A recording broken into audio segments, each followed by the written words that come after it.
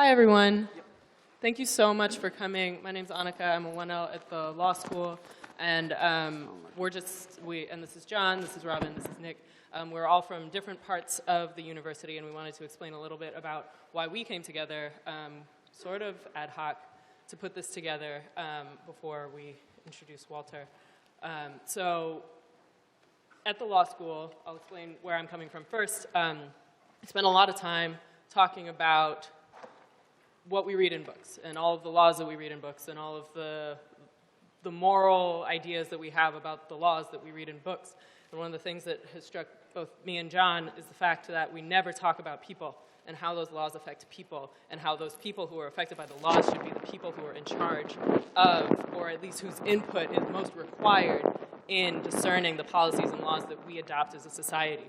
And so having lived in New Orleans for a little bit and having heard about these two men, and also Herman Wallace, may he rest in peace, the third of the Angola Three for a number of years, it was incredibly evident that their experiences should be, are an inviolable part of the discussion about criminal justice reform or abolition, depending upon where you are, if you're somewhere like me, and solitary confinement in this country.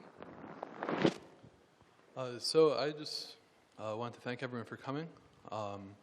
We had a great event at law school today, and there's going to be another small event tomorrow at the college. But we're happy that you all can make it out here for this keynote event. Nick, do you have anything you want to say? All right, then I'll let Robin introduce Walter. Okay. Oh my gosh, well, my name is Robin, and I am a G1 in the African and African American Studies Department. And I would like to introduce our opening remarks by Dr. Walter Johnson. He is the Winthrop Professor of History, a Professor of African and African American Studies, and the fearless director of the Charles Warren Center for Studies in American History, whose support of public and activist scholarship, like this event tonight, makes all of our journeys feel possible.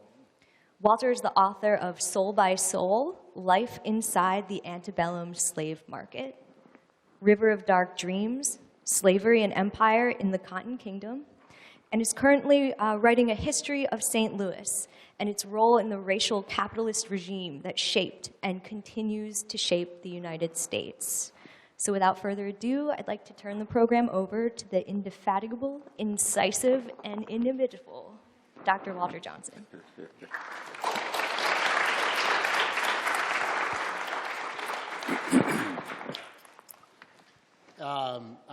I'm going to be the least worthy of your applause. I do want to just single out and mention Annika Dunbar-Gronke, Robin McDowell, Jonathan Booth, and Nick Barber, who have organized this event. It's an extraordinary event. It's one that makes me very proud to be at Harvard and a part of it. And so I'd just like you all to recognize them for another little second.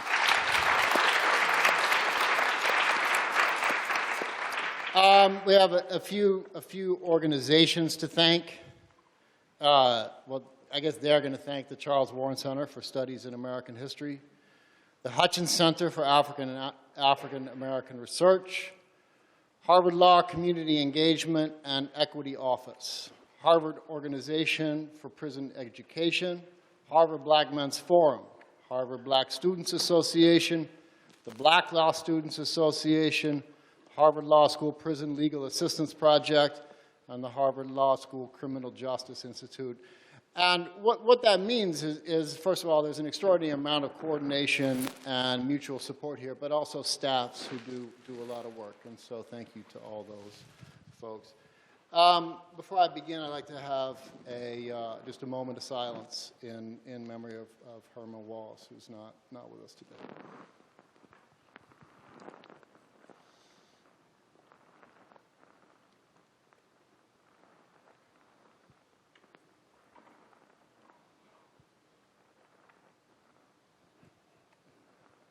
The fact that the Louisiana State Penitentiary is still officially named Angola represents something more than the bitter irony of a racist joke that has been recycled for almost 2 centuries.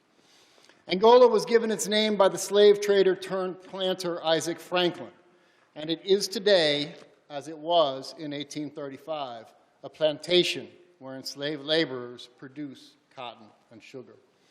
As in every prison and penitentiary in the United States of America, the 13th Amendment does not apply within the boundaries of Angola. The men who live there, 80% of them black, live in a way that Franklin himself might have found familiar. And so it is a commonplace to treat Angola like Louisiana itself, and indeed the entire South, as a sort of a relic, as an archaic feature of the American past. Whether it is the nostalgia of the Make America Great Again crowd, or the condescension of the liberal intelligentsia, or even the mindless consumerism of the white masses who trooped through southern plantations in search of the proper pattern with which to reupholster their living room divans, there is a broad cultural agreement in the United States that places like Angola, like Louisiana, like the South, should be treated as a part of the past. And yet this founding myth, the idea that the South is the past to the nation's history of unfolding freedom, is every day more difficult to sustain. Alabama, Mississippi, and Louisiana no longer look so much like the nation's past as what they have always actually been, its future. A future where the wealthy and the white live behind gates, and the poor and the black live behind bars, where the public sector is hollowed out by corporate subsidy, where pious Pharisees enforce a state-sanctioned version of Christianity, purged of the notions of succor, or sanctuary, or forgiveness, where, as W.E.B. Du Bois wrote, the sole tenet of the practical morality that governs society is the bare statement, I am white, as a sort of universal license.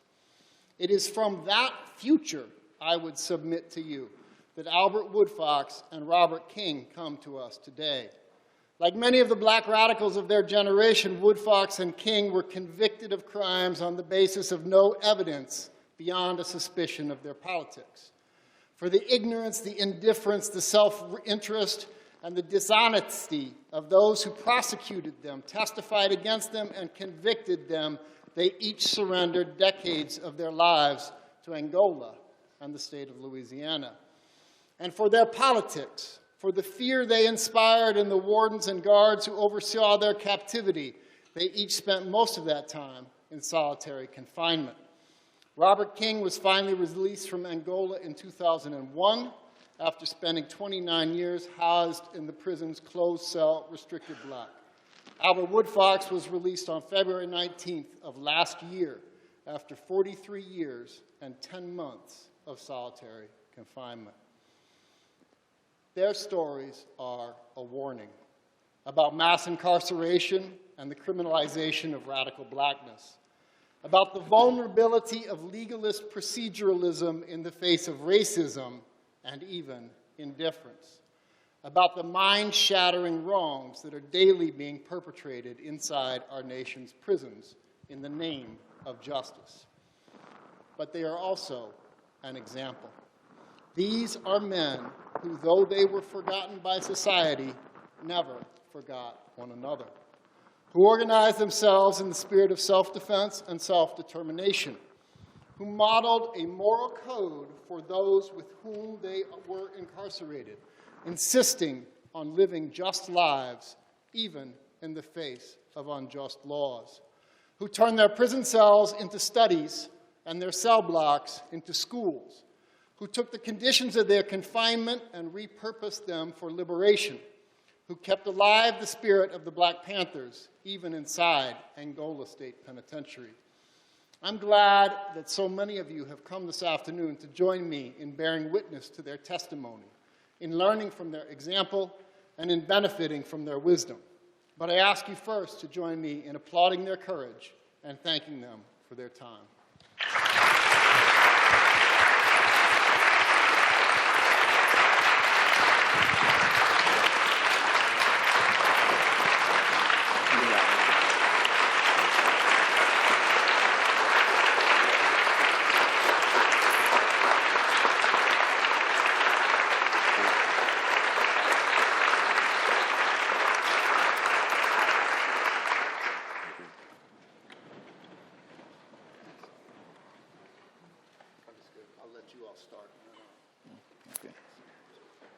Uh, Thank you for having me and for coming.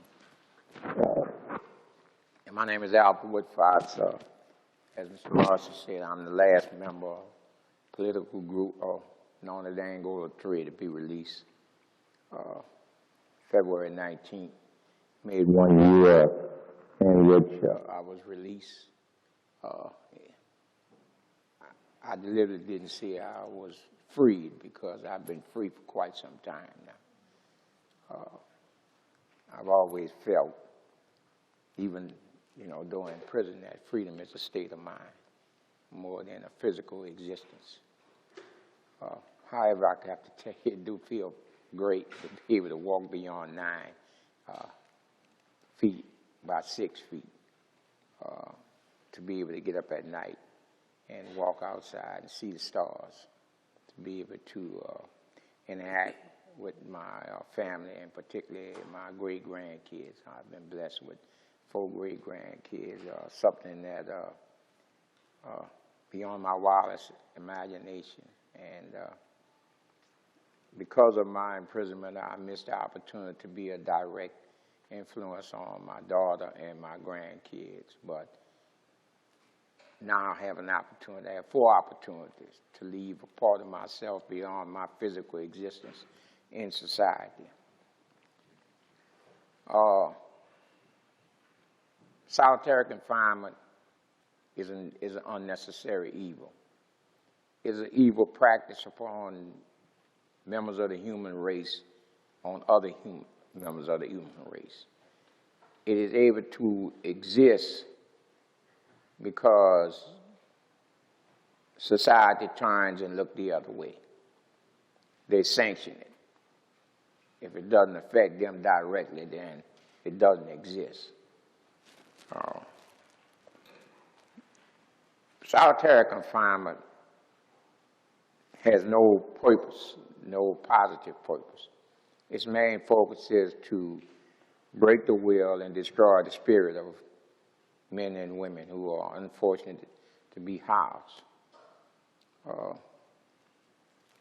Until Robert and Harmon, may his soul rest in peace, began this battle in the court system in 2001. Solitary confinement virtually had no social or legal standard in which to be judged by. Virtually, it was left up to the men and women who work in prison administrations and security forces to determine how anyone in solitary confinement or in prison would be treated, or how long they would be confined to a 9-by-6 cell, in which in most cases insanity and death or serious injury was the reward of those who unfortunately are in solitary confinement.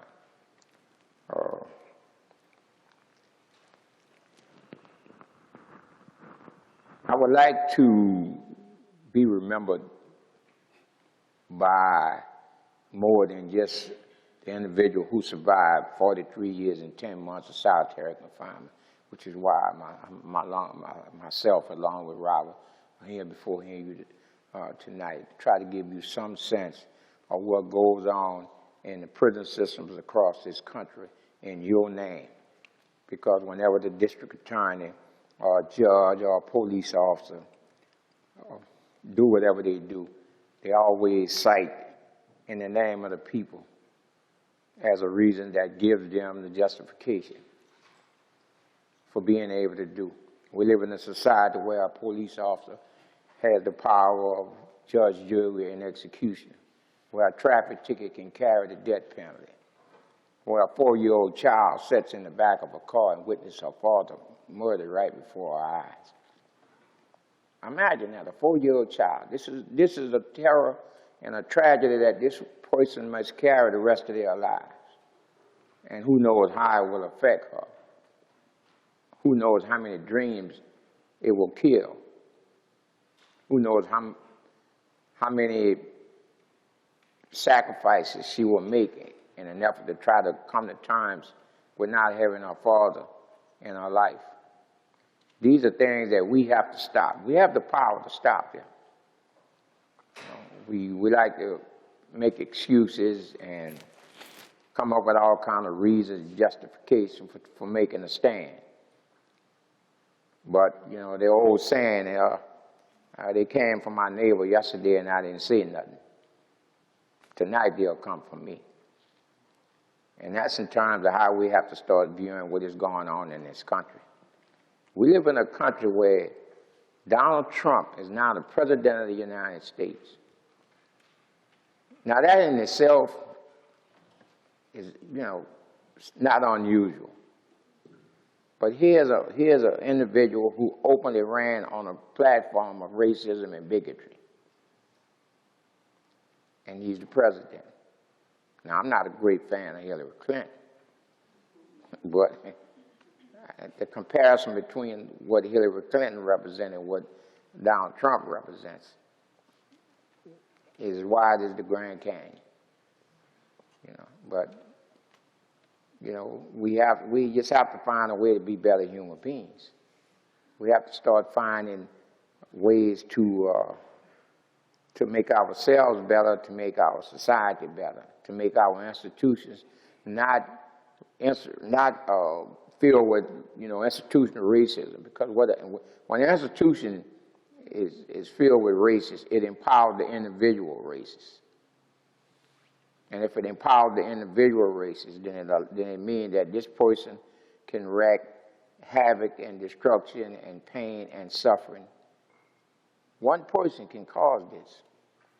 It's the institutional racism that let a young white man walk into a black church in Carolina and kill 9 people and feel as though what he did, he had a right to do it based upon the color of his skin and the privilege that it afforded him, and without fear of repercussions. And if you follow the situation, the judicial situation now, you can understand why he feels this way. So, you know, again, you know, since I've been out, I think the question that I was asked more than anything was what changes had America went through since I was put in solitary confinement. And sadly, you know, the one thing that you develop in solitary confinement is a keen sense of what's going on around you.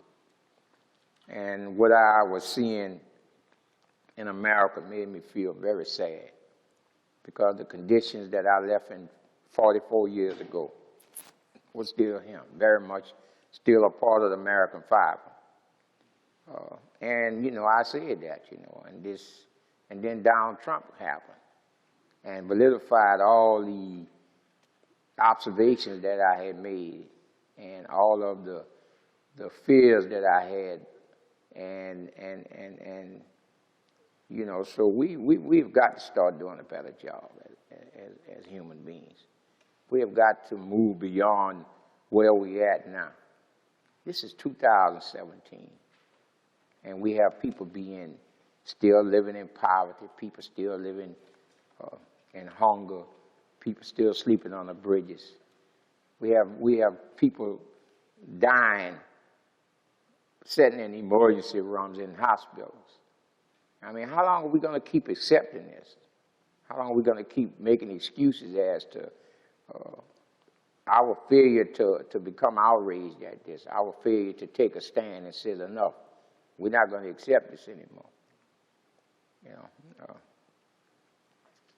hopefully, you know, later we will take some questions and some of the things that you may want to know rather than what I want to see will come out. For now, I'll turn it over to my friendly comrade. Right.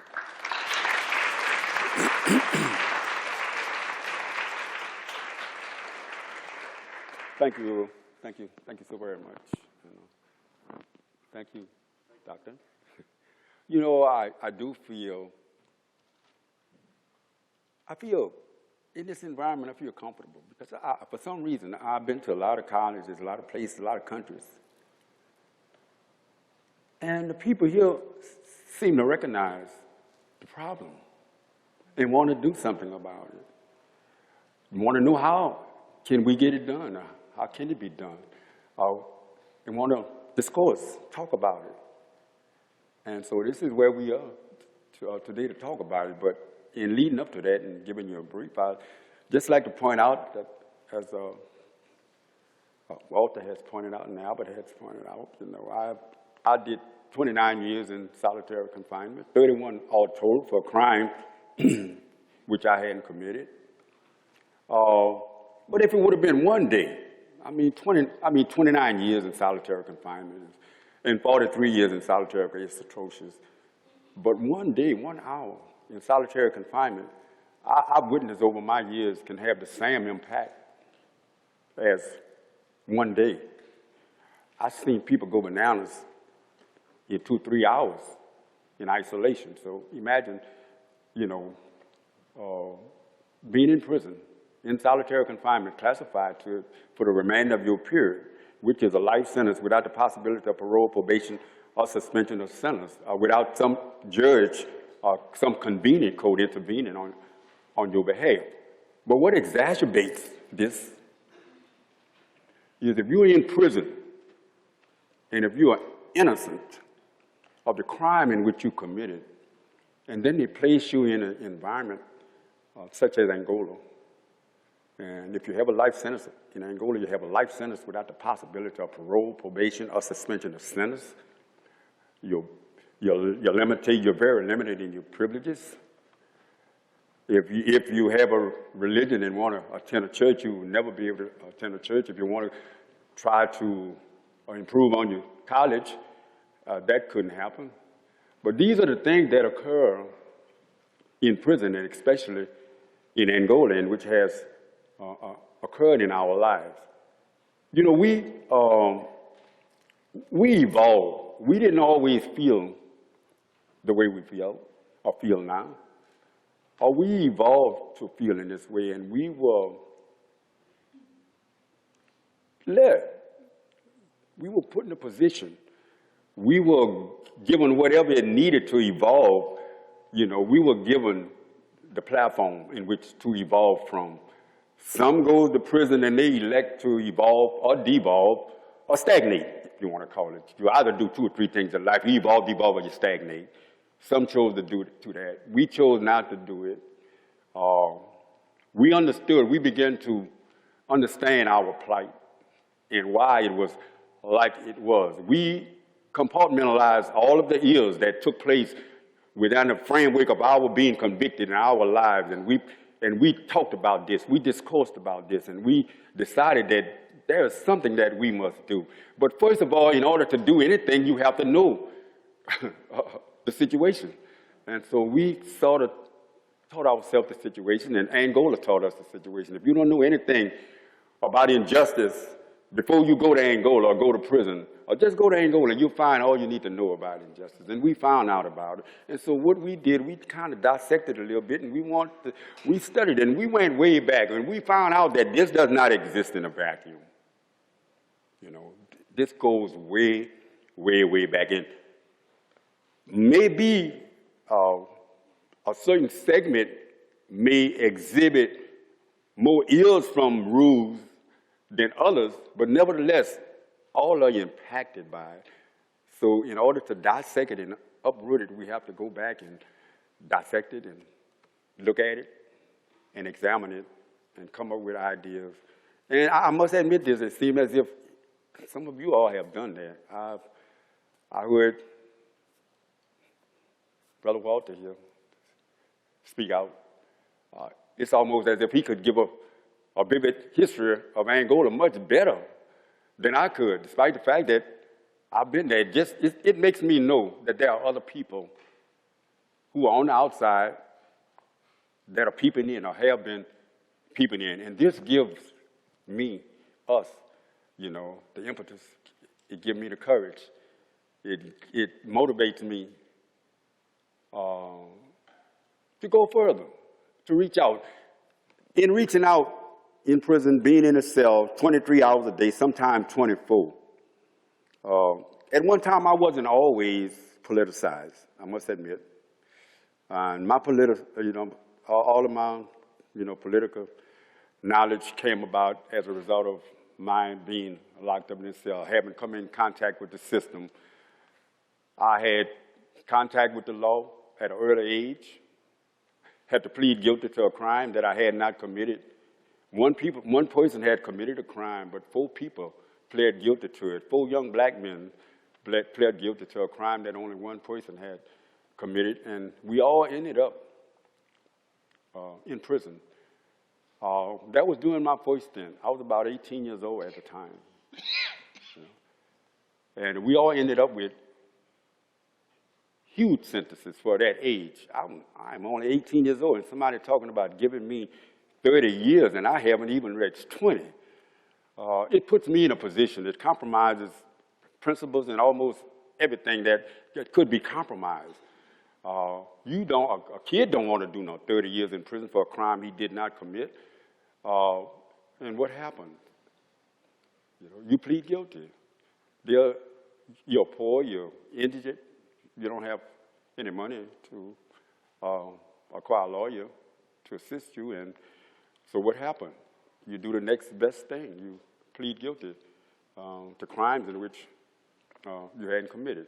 But even this goes way back. This is something that was preempted. This was something that, had to follow what took place previous. And the thing that took place previous are things lots of people take it for granted. That slavery, and Mr. Johnson alluded to this earlier, that many people believe that slavery does not exist in the United States. Of course, this is nothing new. I don't know if he's here now, but Brother Kazi, 40 years ago, in the court here in Boston, they declared him insane because he said that the 13th Amendment did not abolish slavery for him. They declared him almost insane, totally insane, not almost, but totally insane. They saw it as a joke. It is not a joke, folks. The 13th Amendment, and if you believe that it abolished slavery, you're being misled. The 13th Amendment did not abolish slavery. And I know a lot of you, you're law students in law school and so forth and so on. You've done your job, you did your chore. But if you read and dissect the 13th Amendment, you can understand that. And you can see all of the ills that take place, and we'll talk about that later. But I just want to try to give you a framework as to how all of this stuff is done. When it says, the 13th Amendment starts out, slavery nor involuntary servitude shall exist on these shores. If that would have ended right then and there, the rest of the reading, it would have been nice. Slavery would have been ended. It went on to say, however, except one who has been duly convicted of a crime. And it is this exception that had made it possible for the 4 million slaves that were freed during slavery. It made it possible for them to set them up, for them to go straight to the prison, because prior to the slavery being abolished in 1865, the prisons were not filled, and they were habitated with people who did not look like me. And you know why? Because during the time, chattel was a thing that, this is chattel is free labor. And, free labor is something that the system needed. So in other words, this 13th Amendment, when it was finally, ratified and tucked in and done all the things that was necessary and needed to be done to it, it also uprooted this other clause that they had, which was the Emancipation Proclamation that allowed slavery which allowed freedom for those individuals that existed, in slaveholding state if they rebelled against the system. It allowed freedom for them, but then it eradicated that a couple of years later when Abe And I don't want to talk about old Abe.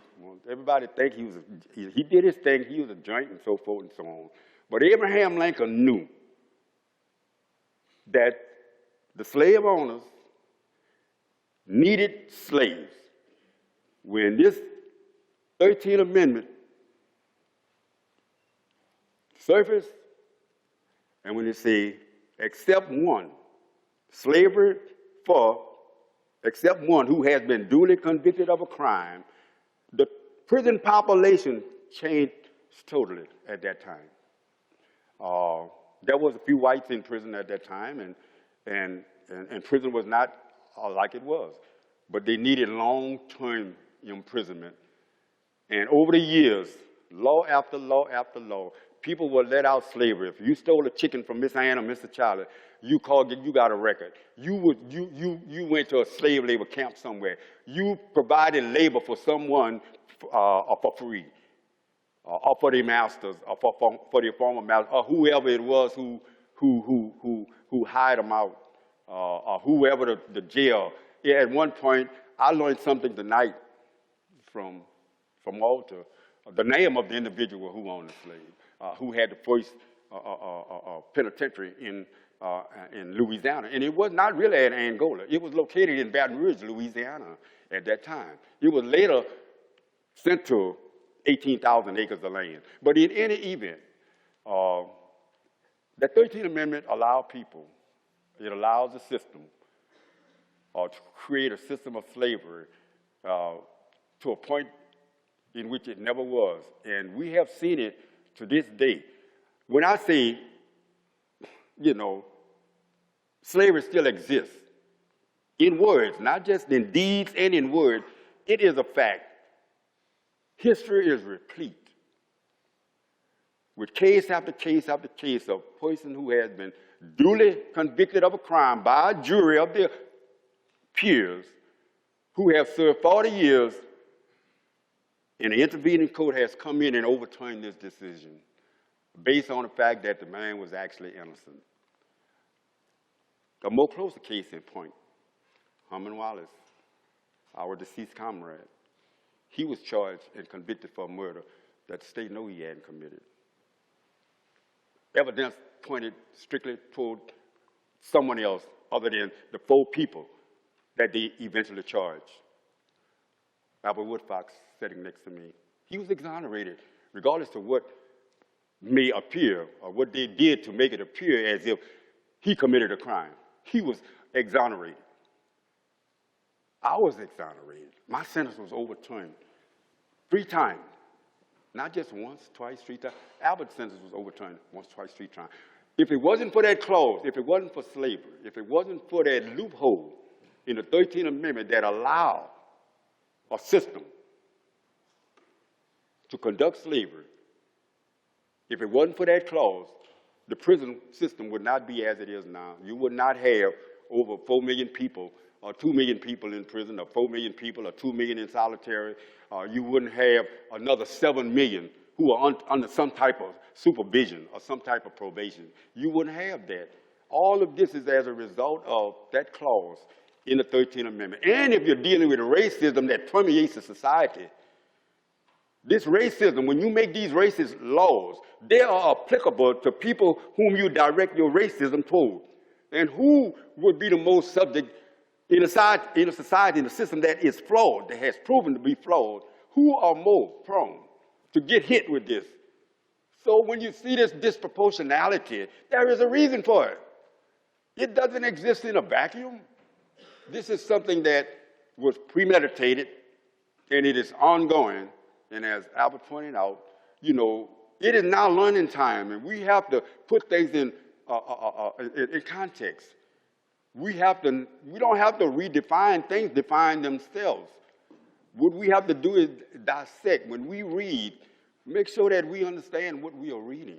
We don't take it for granted that it means one thing and not another. Read exactly what it says.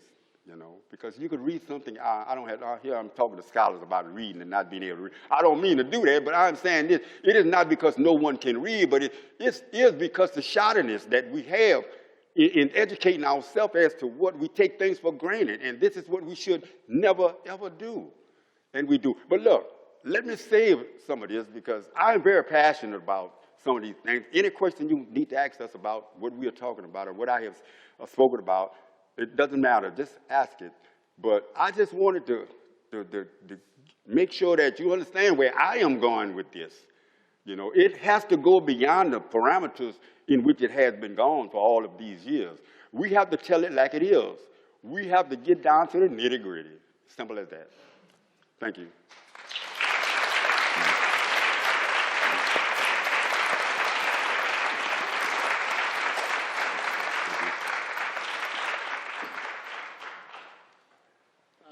Maybe I'd start you all off with some questions, then we'll open it up. I want to just start, Mr. King, right where you finished, which is the notion of all you need to do is to read the United States Constitution to see that slavery is still legal in the United States. And I want to ask you, in light of that, a question about law, which is, I understand from your history that, I'm sorry, I don't want to make it seem like I'm hollering at you. I understand from your history that while you were in the penitentiary and then after you educated yourself in the law and that you worked to get Mr. Woodfox exonerated out. And so, but at the same time, you must have, it seems to me, a very deep ambivalence about the law as something that has any kind of relationship at all to justice, because your dominant experience of law was injustice. And so I guess I just want to hear you reflect a little bit on whether or not you think we live in a country that's actually under the rule of law, or how your experience with the law, your view of the law. Thank you for the question. Appreciate it. I think we live under a system of what was said by one of the justices a long time ago. I say we live in an evolving type system of law. The law is evolving. The law is alive, or whatever you want to call it. Quicken. To me, that has come to mean one thing, that they can define, redefine, expand, insert certain clauses into certain laws, and to keep it ongoing forever and ever and ever. So I think that this is my idea of how, we live. Of course, now we live in a. Don't get me wrong. And even though we speak about law, and we are talking about law, and we decry an unjust law, we understand we live in a nation of laws, and that it requires laws in order to it is nice, but those laws have to be implemented in such a manner that an equation is made broadly towards everyone. I think there are instances that we need law, without a doubt, but I think there have to be some more in-depth, more dissecting of law, and they have to be much more done in a much more humane manner. That is my take on it. And then I had just a couple other things I wanted to ask about.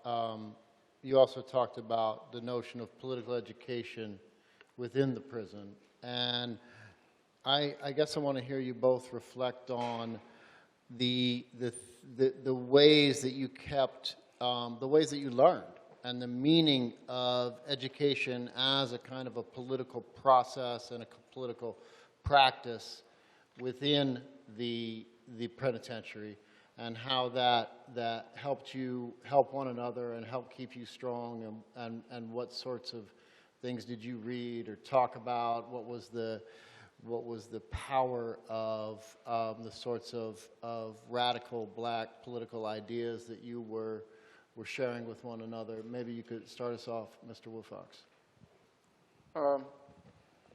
My politicization started in a prison cell in New York, in Manhattan House of Detention, also known as the Tombs. There was an incident, I think it was in 1970 or 71, in which the New York Police Department and Black Panther Party had been involved in confrontation, shootout, and the brothers and sisters that were arrested.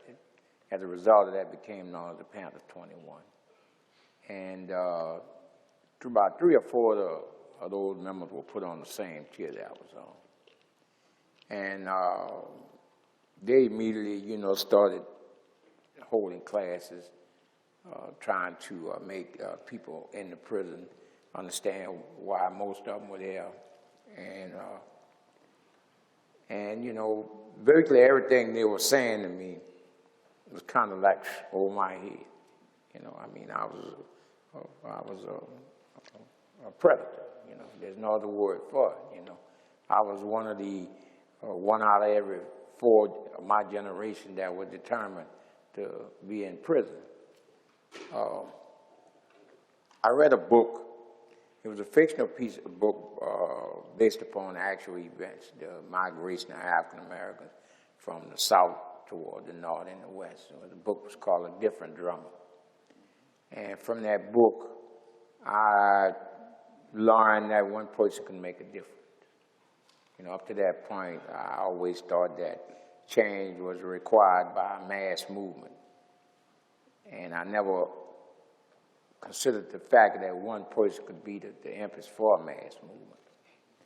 And so a lot of the things that my comrades were trying to teach me that went over my head began to make sense. So I began to listen. And as Robert had said, I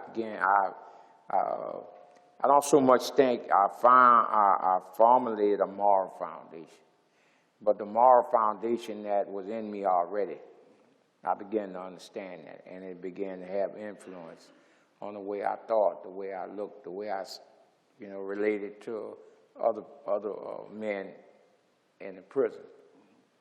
And, you know, so it's somewhere in that particular moment in time, you know, I knew that, you know, I could not continue to be the type of person I was, and that I had to change, and that change had to come from deep within. Unfortunately, rather at that time, even though, you know, I was a petty criminal, I had a great admiration for Malcolm X, you know. And a lot of things that, you know, Malcolm X has said, again, that went over my head, I began to understand. And I understood that true change was possible. Up to that point, I had accepted, you know, my plight in life. But, you know, the Black Panther Party, the influence of the party, why the party and no other political group, is still a great mystery to me. It really, I don't care. You know, I love the results of the influence of the party, but the party taught me, you know, what I could be, not who I was. It taught me that I could, you know, change, that I could have positive effect on myself and those around me. And that was the beginning of my politicization and my political activities in prison. Can you talk just for a second about how you then helped other people in Angola make that same kind of journey from their own sort of innate capacities and sense of goodness to a larger practice of mutual help and self-determination, and make that journey from the kind of the personal sense of goodness to a more political? How did you help others do that? We taught them how to read and write. Tell me about that. Well, you know, a person who can't read or write, the world is closed to them. Mm-hmm. You know, a person who can read and write, the world opens up.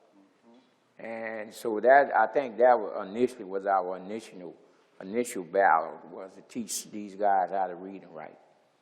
And we figured if we could get them a glimpse of a world that goes beyond the cell that they were housed in, goes beyond the fact that they were in prison, would make it easier for them to change. Help me understand the enormous labor and commitment involved in teaching people to read and write in the context of solitary confinement in Angola.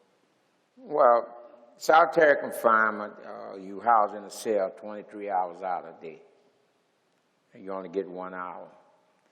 Fortunately, in Angola, solitary confinement, the cells had an open bar system. I mean, you had 3 walls and bars at the front. Various prisons from various states have different type of systems. Some, you know, you're enclosed in a concrete box with a steel door and stuff, and communication is much more difficult. So, you know, by the fact that we had a open bar system, you know, we could talk to one another, shout up and down the chair. Someone come out on the hall for their hour, we could pass material back and forth, books, magazines, newspapers, or whatever, which didn't exist at first, but came through, you know, a struggle on our part to force the administration to start to provide some of these things to the prisoners locked in solitary confinement. You know, it's difficult, you know, to teach someone under normal circumstances. So imagine the pressure of trying to teach someone that's being held in a cell, 9x6 cell. And actually, the cell is much smaller than 9x6 because you have metal bunk beds attached to the wall. They eat up half of the cell. You got a toilet zinc system that's in the back of the cell against the wall that takes up a great part. And in some cells, you have a metal desk and chair attached to the wall. So the cell is much smaller than 9x6. So, I mean, this is the kind of pressure. And you held in this situation 23 hours out of the day. You know, try to imagine that. It's like they say, you know, having this scratch in the middle of your back and you can't reach it, you know. I mean, that's what it's like, you know. Of course, naturally, you know, I am a victim of, and I still suffer from claustrophobic attacks and panic attacks. You know, it's probably the most horrible experience that anyone should ever have to go through, and to go through it for decades. You know, I can understand why people, the interest that they have in me and in Robert. You know, and as Robert said, for whatever reason, depending on your personal philosophy or your religious philosophy or what, we survive that for a reason. We are here for a purpose. And our purpose, among other things, is to talk about the horrors of solitary confinement and to talk about how humanity looks the other way and allows this to happen. And then when incidents happen, they seem shocked and appalled that this is going on. You know, and so that's basically has been, you know, some of my experiences in solitary confinement with raising what we say a level of consciousness. But it all starts, in order to raise the level of consciousness of an individual, he has to be able to understand. And for us, it was teaching these guys how to read and write, opening up the world to them. Mr. King, could I get you to reflect on the same thing about education and politicization, and maybe a little bit about what I just heard from Mr. Woodfox as well, which is sort of a sense of a profound loneliness in the endeavor, even as you sustain one another, to imagine that there's a world outside that's indifferent, and moments where you both feel like you could crack through that, and the moments of what must be a kind of a continual feeling of despair about that. Well, we also, you know, in addition to what Albert spoke of, or just to elaborate on more, there were some of us who knew a little about law at the time, who knew how to file a petition. We just passed that knowledge on to others. They saw us do it, and they imitated it. It was easy to do. It was a 1983 form. We were able to go straight to the federal court as a result of a law that was implemented in 1983, right after slavery, that allowed you to complain about your condition of confinement. And in this petition, we were allowed to complain about the condition of confinement.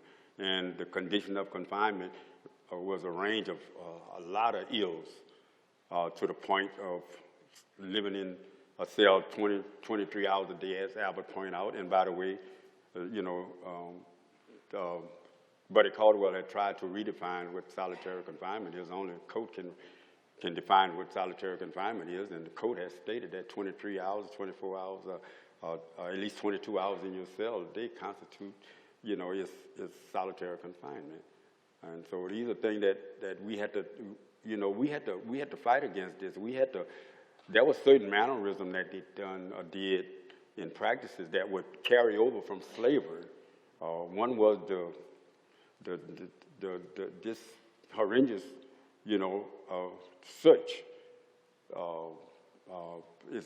was really a violation, of everything that a man stands for. I mean, you're in your cell 23 hours a day, and 24 sometimes. You don't go anywhere. Everywhere you go, you're handcuffed and shackled. So if you have to go on a court order, go on a yard at the time, one time we didn't have yard. But if you have to go somewhere, why would you have to go through the horrendous practice of a routine search, which meant that you had to, strip off your clothes, even though you're in a cell 23 hours a day. Strip off your clothes, raise your arms or open your mouth. I mean, all of this practice was done during slavery, by the way, in case some of you didn't know it. If they wanted to own a sound slave, or they wanted to look in your mouth, see if your teeth was healthy, did you have any tonsil trouble, and so forth. They wanted to see, did you have anything wrong in the rear, and so forth and so on. These are the type of practices that were ongoing. When they fed us in a manner that they probably fed dogs and animals much better than they fed us, because they would just throw out food on a tray and just slide it under a door. I mean, we had to let guys know that despite the fact that you're in prison, you have some semblance of rights. Your living condition can be challenged. And if you got a real beef, your criminal conviction can be challenged. So we had discussion. We had political discussion as to what was going on out here in society. We were even though we lived at the quote solitary confinement, we wouldn't be silenced. We wouldn't be solitary. It's simple as that. I mean, we lost privileges and more little minor privileges as a result of that. We were taken from one hole and sent to another hole. But so what? I mean, if the sacrifice and if it mustered dignity, then the sacrifice, especially if you are dedicated in what you are doing, trying to make a change, it doesn't matter. The way we felt that we make the sacrifice, if there's a sacrifice to be made, and some of us, took it upon ourselves to make these sacrifices while not relying and knowing that others wouldn't. But we taught by example, so to speak. We tried to teach by example, and sometimes we faltered, we flawed, we missed, we didn't do the thing that we should have done. But the struggle is one continuous deal, and you make an error, you make a flaw, you get up and you keep at it. And this is what we did. So we did lots of things to kind of upgrade ourselves. We changed the practice of how they fed. We got them to cut holes in the balls. It took 18 months for them to do it, or it took 2 years or so for them to do it, and ours was the very last in which, because it implemented from our tier. And so, but nevertheless, everybody in CCR managed to get, they don't even, right now, whenever they build another cell block, they'll build it with an opening in it, a slot in it. But all of that was as a result of our efforts that we did to kind of eliminate or alleviate some of these things. So yeah, we taught, like I said, by example, and we sacrificed, and we're not complaining. We'll sacrifice again if we had to. But those are the things that we did to try to implement some changes. I'd just like to add to that. You know, one of the things that strikes me is, you know, when I was still in solitary confinement, and they used to feed up, and you know, I would imagine that the older generation in society go through this, and it used to strike me how much for granted that the other guys on the tier took being able to take their food through a food slot. We didn't. We went on a 45-day hunger strike. That means for 45 days we lived off of water. And to give you an idea, any of you have seen documentaries about World War II and the German death camp. That's how we looked when that particular part of the struggle ended. And it wasn't a situation where we had a clear victory, you know. And I was concerned with, you know, some of the guys who had become very ill. Some of them almost lost their lives. They agreed to cut food slots so that the trays could be placed in the cells. And we agreed to come off the hunger strike, but on condition that if we could stand up and eat through the bars rather than slide our tray under the door on the floor. And they agreed to it. Of course we didn't, you know, as King said, we faltered and we were naive or something. We never thought that this would take 18 months. So for 18 months, we stood and ate through the bars. We held our tray in one hand, and eventually someone came up with the idea to build a tray with cardboard and string and set on, and so he went from standing up, you know, eating through the bars, holding your tray with one hand, to being able to set the tray on this little shelf that we were allowed to create thing, you know, and this is how we ate for 18 months. And then when they decided to cut food slots in the bar, they did it everywhere in the prison that they had cells. And they camp. We were in a camp that's located right at the front of Angola. It's called RC. It's a big white building. So they came to our building last. And then they come to our tier, since our tier was, like in leadership position of this hunger strike. And they cut all the cells except 4. They were determined to make someone pull their tray under that door, you know. But the guys in those 4 cells continued to eat through the bars. And even some of us, offered to exchange cells with them and stuff. You know, they said, "No, we see what's going on," you know. And eventually, you know, after we said that we would go back out on another hunger strike, they came and cut those 4 things. But you know, the sacrifice, the determination that King talked about, you know, the personal and sacrifice that we made, you know.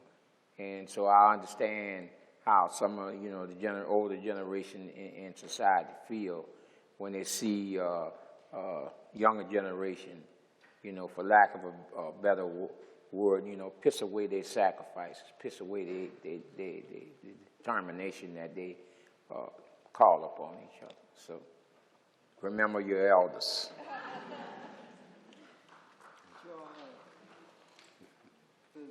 I guess I just turned 50, so I could lead the applause of the over 50 crowd on that one. Do y'all have questions? Anybody have questions?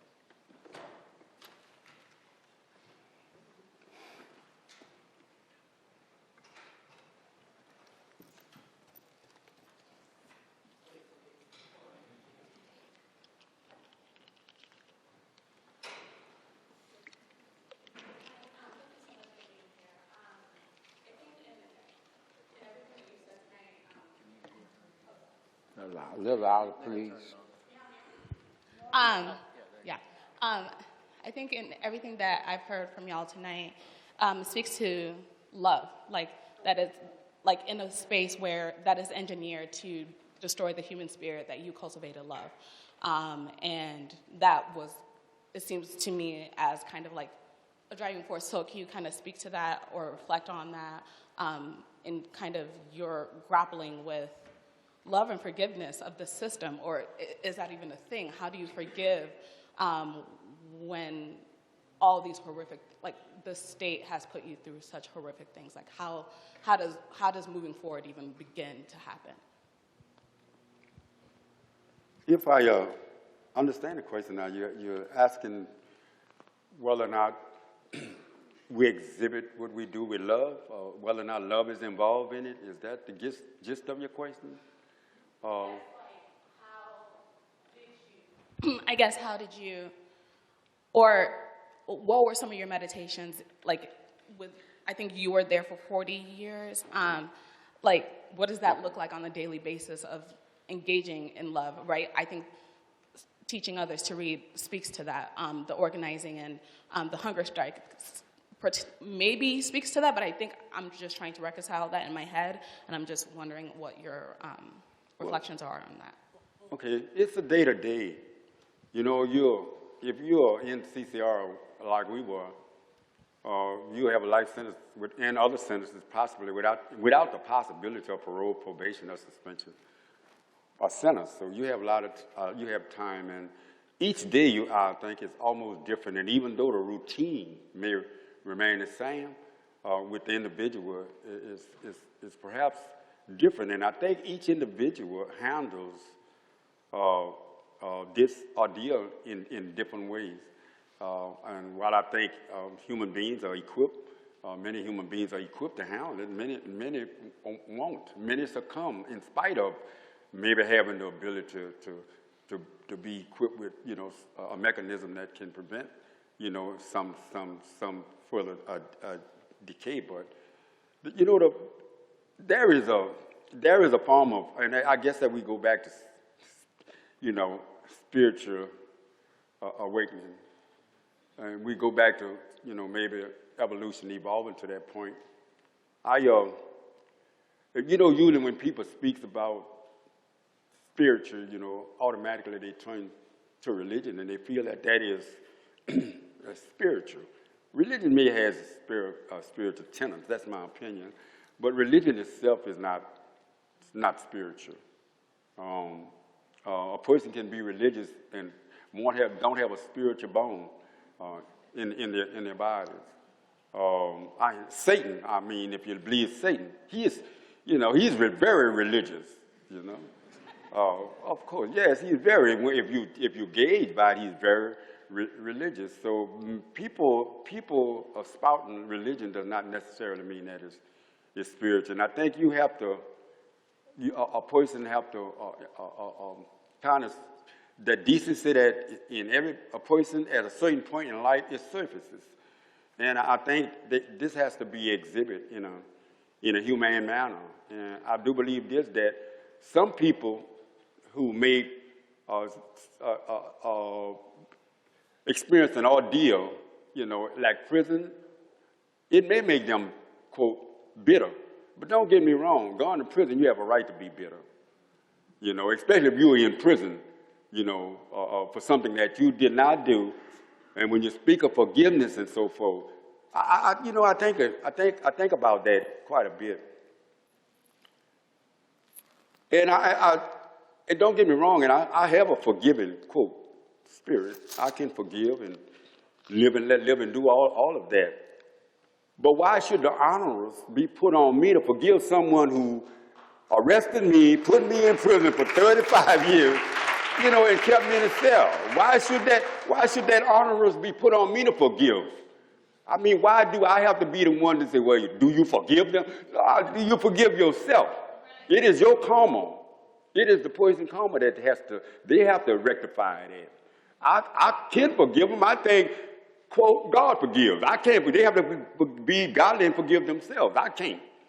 You know, much as I would like to. I don't want to take it away from them. No, you bear your cross. You bear your burden. You know, this is your comeuppance. And you should, you know, if you recognize that you've done wrong, then I ain't gonna forgive you for wronging me. You forgive yourself. I think it should be that way. I may be wrong, and that might be a wrong way to look at it, but that's my way of looking at it. And so I have to give you, what I feel. And yeah, it was, and I think you wanted to say it, ask something a little bit about the spiritual, and was not well in there. You want to know where I come from. Okay, good. Look, I am very spiritual now, but my spiritual awakening did not come at the time when it should have come. And when I go on these talks, and I find myself repeating myself sometime, depending on how many events we have during that day, and I find myself kind of repeating myself sometime, saying some things, but some things that are really relevant that that I need to say because the crowd is much bigger and so forth, and it's bigger now, and so they ask more questions, and so yeah, I am very spiritual, but my spirituality did not come. And by the way, I read the Bible 6 times. I read the whole 66 books, the 39 books in the Old Testament, Genesis to Revelation, from after Genesis to Revelation, all the way to New Testament, Matthew to Revelation, that is. But I read from Genesis to Malachi, and from Malachi on to Revelation, the entire 66 books of the Bible. I read it. I even taught it sometimes, at times.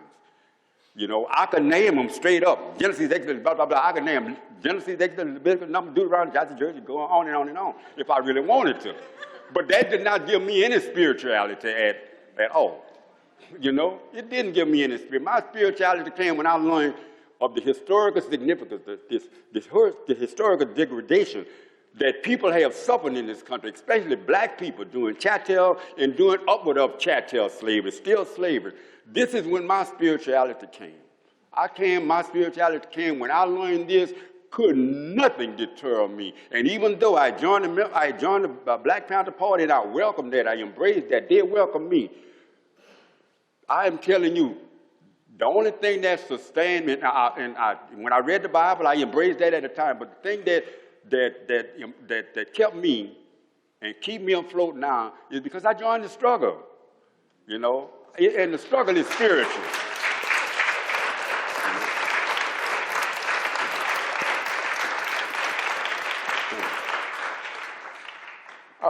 To add to what King has already said, I can't tell you how many times I've asked myself,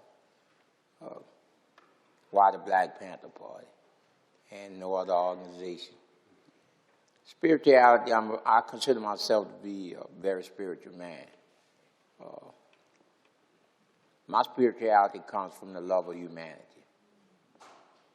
When I see human beings deserve to be treated better than the way they're being treated, when I see someone take the time to share with another human being, when I see someone volunteer their time to feed the hunger, or to try to house the homeless, or to try to stop another human being from being brutalized, that's spirituality to me, the love of humanity. It sustained me for 43 years and 10 months. And it will continue to sustain me for however long I have left on this earth. Mm-hmm.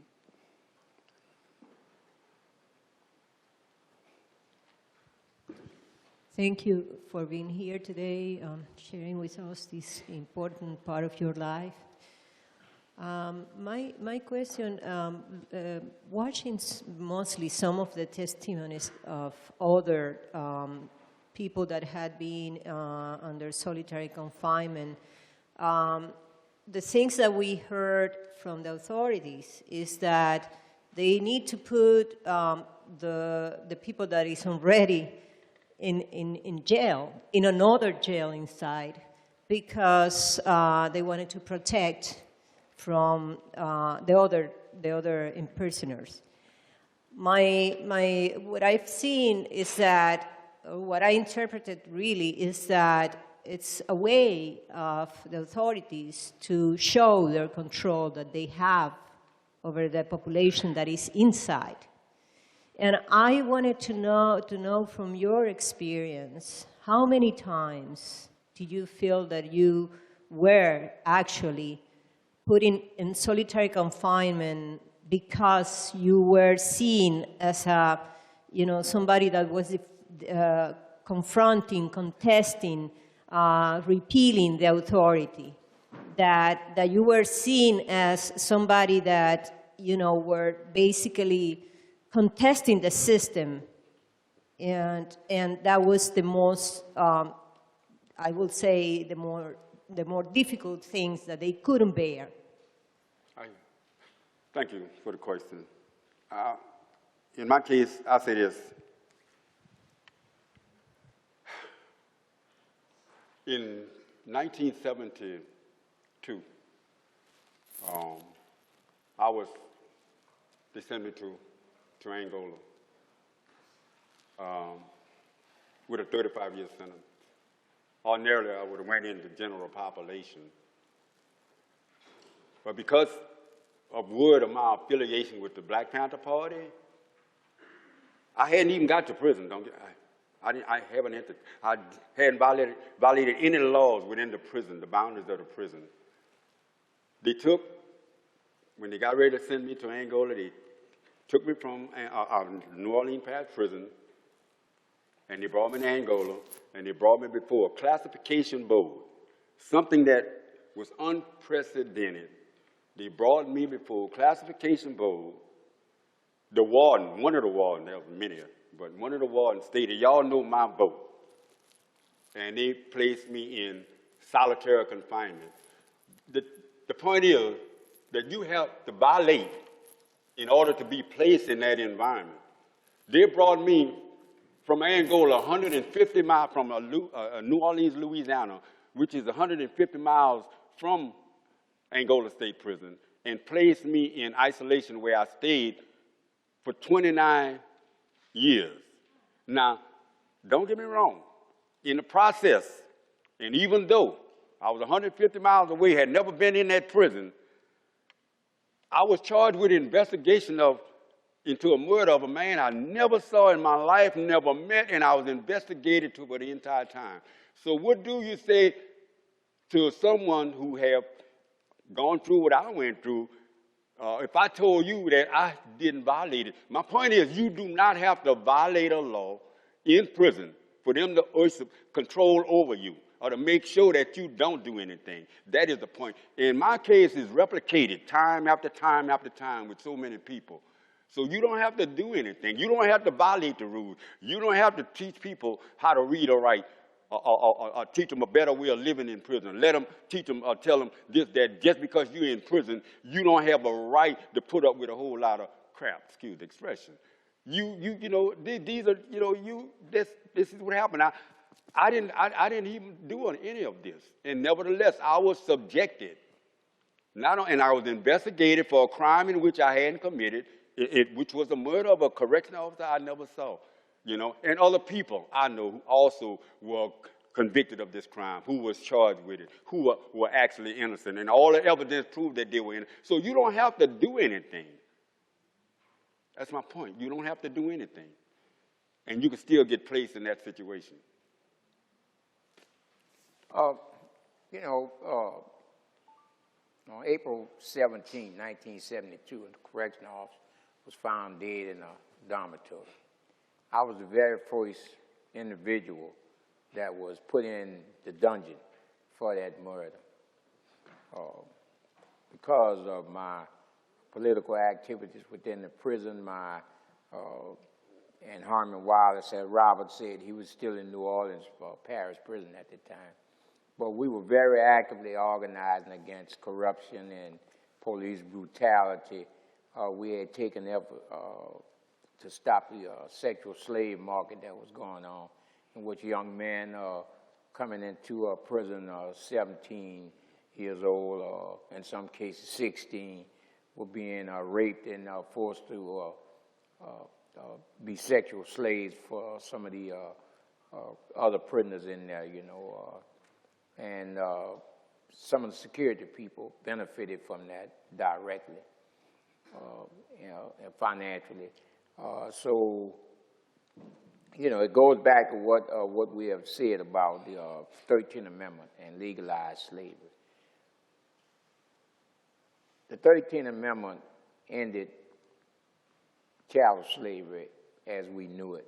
And so the 13th Amendment, you go from the slave of individuals to the slave of the state. Now, in theory, slaves have no right. They have no right to complain. They have no right to fight back. They have no right to expect anything other than hardship and brutality. And we dared to say, no, that's not right. You know, slaves have every right to fight back. They have every right to expect to be treated with dignity. They have every right to be treated as a human being. And because I'm a slave of the state does not mean that I forfeit my right to be a part of the human race, or that I forfeit my right to be a part of society. So I was the very first person arrested and charged with the murder of Brent Miller. And April 17, 1972, I was placed in solitary confinement. And it took me 44 years and 10 months to be released from solitary confinement. Not by the prison administration, but the fact that the court system, I won my freedom from prison. So that's pretty much how it is. In prison, you have no rights. Convicted felon in the United States of America is a legal slave of the state to do with as they choose. And a very ominous situation is developing in this country that is a direct threat to the working man and woman in this country. Some of these major corporations have started to sign lucrative contracts with prison systems across America. And as a result of that, you have jobs that would normally go to hardworking moms and dads and grandparents and uncles and stuff are being done by legal slaves of the state. Now, to me, this is a direct threat and attack upon the families of this country, the working class people of this country who produce the wealth of this country. So this issue of mass incarceration is starting to take on an ominous direction, and where men and women, for the sake of profit alone,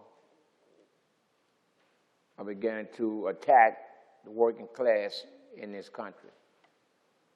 And you have a situation where private prison organizations like Wackenhut are trading on Wall Street. Imagine that.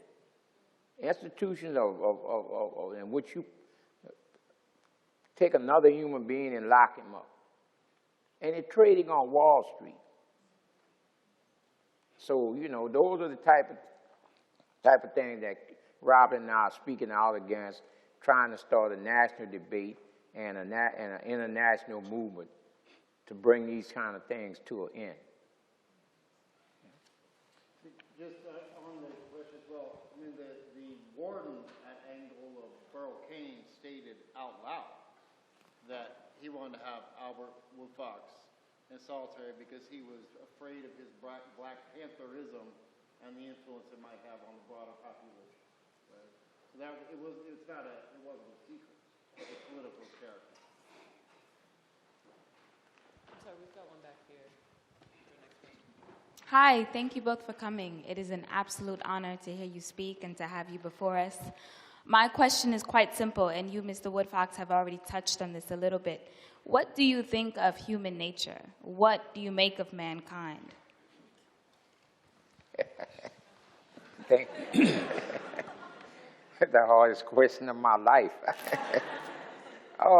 You know, I think human nature is always in a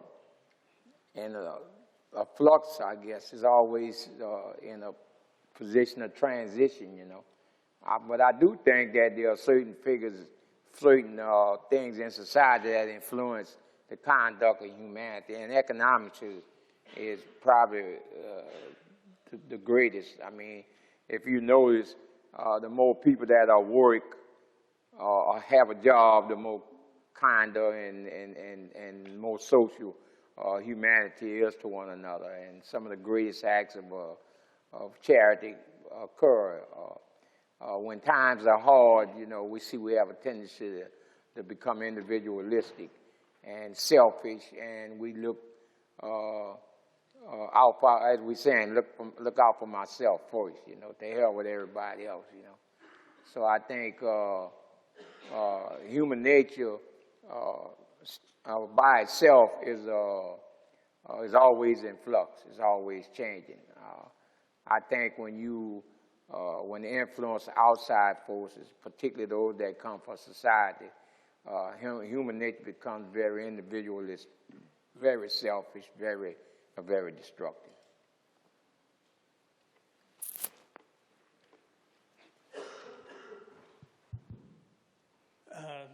Thank you all for coming and sharing some very difficult, you know, personal experiences with us, so that we never repeat these mistakes again, these, you know, criminal practices. But it's a two-part question. One is about, you know, the mass incarceration, and as far as strategy going forward, would you say that targeting that loophole that allows for, you know, private corporations now to profit and you know, make money from slavery, actual you know, free labor, you know, largely from the bodies of people of color, is that how we should be moving forward and targeting that specifically? And the other part is about you know, people like yourselves who were incarcerated for political beliefs and actions, you know, who are still, many of whom are still incarcerated. Sundiata Kohli and you know, Leonard, and I mean, this is just on and on. But you know, how much should we be focusing on the mass incarceration piece, and how much on getting these folks out who represent a direct lineage of the slave revolts and, you know, Harriet Tubman and I mean, really just incredible living experiences and examples of resistance? The latter part of the question is, I'll answer that, and I don't remember the phrase. But I think I'm almost getting ready to forget the second. No, but I think I'm sorry, the second part of your question, I want to make sure that I got it right, because I think I understood it, but the second part of your question, I want to address that. What is being done, you mean to aid other people who have, you know, and this goes back to the framework. We are doing this. We are trying to show that there is a difference between legality and morality. We want to frame an argument. That which is legal does not necessarily mean, you know, it is moral. It was legal to own slaves during Chattel. It wasn't until people saw it as being morally reprehensible that it took on a different tone, or tonation.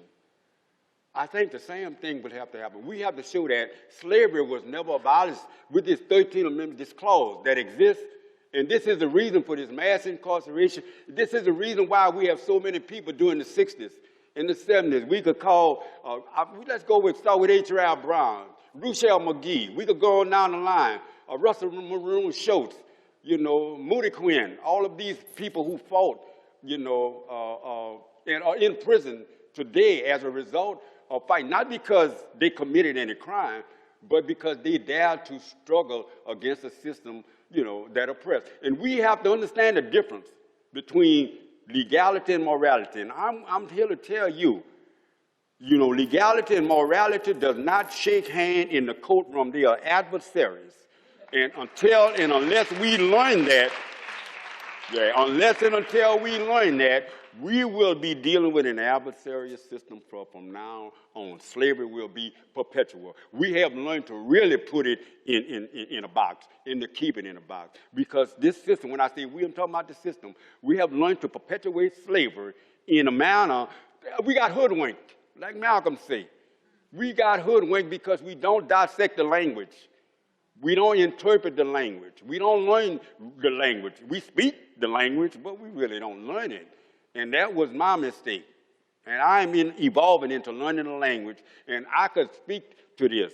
And I'm hoping that it can take on a life of its own. There are other people who feel the same way I feel. And they can articulate the same way I feel, articulate much better than I can. I'm hoping that all of this articulation will get together and prove to be the best thing to do. Someone, some law student, some person who accept and embrace what we are saying, we're taking right, and interpret this, write it into law. I can't do it. We can't do it. But I know you can do it. Hopefully you will do it. And this is where we are with that part of the answer. We are trying to go back. If there's any type of reconciliation need to be done, they did it in South Africa. Go back and dig up and see why when COINTELPRO did what they did to all of those prisoners long, long time ago, and they're still in prison. Let's go back. Let's go. If we want some reconciliation, let's be reconciled to that. We have to reconcile to that. It has to take place. And I am telling you, regardless to what's the administration, people makes up the power. I am telling you, a collective pebbles of people throwing their pebbles in a pond or throwing their thoughts into a pond can create a ripple, can create a wave, can create a tidal wave, a tsunami. And this is what it is. Democracy is like people. People are the one who makes the democracy. It keep it going. They are the locomotion of this, but they have to speak. They have to speak on, because nothing cannot exist, in a immoral environment. Peace cannot exist in an environment that is geared to be immoral. It cannot exist. There will be trouble in the land. I promise. So this is our last question. I'm so sorry, y'all. I'm sorry. Thank you for being here. Very moving. I'm trying to formulate my question. I'm from the Ferguson area. Started an organization to help counterattack a lot of the problems in the community. I was out there every day when the uprising was happening. So I can relate to a lot of what you're saying in a sense of having a hands-on involvement with the movement, and in my mind, at least, trying to contribute to black liberation. I think this question is important, and the framing of your conversations is important, because now we have reached a point where a lot of what y'all are talking about has leaked over into society. And I feel that Ferguson was a bit of a revolt in a debtor's prison. I call it a slave revolt, because our neighborhood was a debtor's prison. Where we get pulled over 80% of the city's budget was made off of locking black people up. When the militarized police came, similar to what you're saying, there was no more Constitution. The Constitution is abolished. So if you think that you can say, hey, this is legal, why are y'all here? You don't have the right to do that. And there's this engrossing narrative amongst my generation that this just arrived. This just got here with Donald Trump. And people like yourselves have been living in Trump's America. So I struggle with knowing that I'm involved in the movement, and we live in this paper-thin society that essentially is really just waiting for some grand savior to come in and fix the problem. Like, even when I went to the demonstration yesterday out here that was against the deportation wall, I went home because really they weren't talking about pushing. It was just, let's yell, let's voice how angry we are, and then let's disperse. There's no intentional activity to actually navigate agitation against the state. And for me, I feel like, honestly, that's driving me crazy. Like, I feel like I'm living in a very isolated capsule, and it has affected my mental health so drastically, because the same things that people, before Trump was even anywhere in the picture, you paid for a wall already. You paid for a wall in Israel. Yeah. And so now I'm supposed to join this narrative of this new school activism, and I'm glad people are awoke. But gentlemen like yourselves just spent a lifetime in prison, and it was irrelevant last year to these people. And so if you could, how do you maintain your mental sanity when you quite frankly are talking to a room full of people that quite possibly really don't give a damn when they go home. Well, I can feel your frustration, just as I felt the gentleman back there frustration in trying to ask his question. I guess it's an individual thing. As I said earlier, a young man in New York asked me, why am I still involved in social struggle, that I had paid my dues, 43 years in solitary confinement. I had every right to just, and, my answer to him is that, it's something inside of me. I can't put it into words. I try, and I feel miserably in my mind, but not in my heart. I think that the humanity is worth any sacrifice. And as far as the frustration part, I define me. Not the system that oppresses its own people, that exploits its own people. And I guess I'll use a simple something someone told me, if you fight back, you might win. If you don't fight at all, you're sure to lose. It's simple, but it carries so much wisdom in it. You either go home, get angry, get frustrated, do nothing, and be crushed. Or you go home and be angry, be frustrated, and you fight back, and you join with others, and you change, and you destroy the system that causes so much misery to the humanity.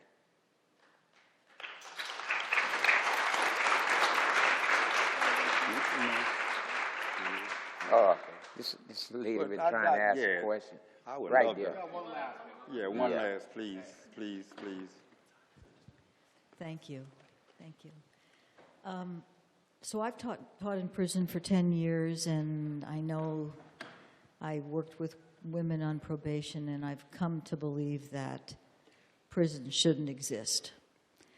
And I'm really interested in, I think a lot of us have come to that. I didn't feel like that a long time ago, before I had to get it really involved. But I'm really interested in, what do we do with the pain of human beings that gets people into crime? How do we help them? What kind of a system do you envision that we could have to help people, rather than this horrible system that we have? And it's not just solitary, which of course is the worst, but the prison system. What do you envision that we could do? Earlier today, a young woman asked King and I about is prisons necessary. And, sadly, the humanity has not matured to the point now where we can do away with prisons. So, King and I, we're not going to come here and lie to you and try to tell you that everybody in prison, deserve to be free in society. There are some very, very bad people in prison, But how prisons are run and who run prisons should not be judged by the bad people that's in prison. It should be judged by society. And you should ask yourself, how would I want, let's just see, if my mother was in prison, or my father, or my brother, or sister, or my child, how would I want them treated while they were in prison? They made a mistake, and they broke laws in society, and they have to be punished. Punished, not crucified, not brutalized, not exploited. So how would I want? So I think that for now we should aspire toward building, better prison systems that are catered toward returning those who go to prison back to society, not alienate them from society, not create hatred and desire to destroy society, but to come out and be a part of society and to build society. I know it sounds idealistic, but the alternative is what we have now. You know, so we have to find a way. I mean, I think, as King pointed out earlier today, there is a prison system in Sweden or Denmark or one of them that proved that this can be done. You know, until then, we have to put a prison system in place that it is humane and that is productive. That, you know, that says to the individual, okay, you made a mistake. It's not the end of the world, and it shouldn't be the end of your life. So here's what you can do, you know. And we have to move the restrictions that the prison industrial complex through lobbyists and selfish politicians have created and make it almost an impossibility for a person who breaks the law and go to prison to rejoin society, to become a productive member. Because the way it is now, you know, it's almost guaranteed that 9.9 people who get out of prison coming back. And the danger in that now, as we talked about earlier, the private prison enterprise, where now prisons represent dollars and cents. The belief that, you know, punishment, rehabilitation, and has died a long time in this country, and now it has become even more dangerous because, you know, every field bed in a prison represents dollars and cents for some rich person. I wouldn't be surprised if Donald Trump owned major shares of stock in private prison corporations, you know. So, you know, it's not it's my personal belief, and it's not perfect, but I think it's much better than what we have now. I believe that too. I want to thank you all for your wisdom, your generosity, your humanity, your inspiration, and your example. Thank you very much for being here. Thank you.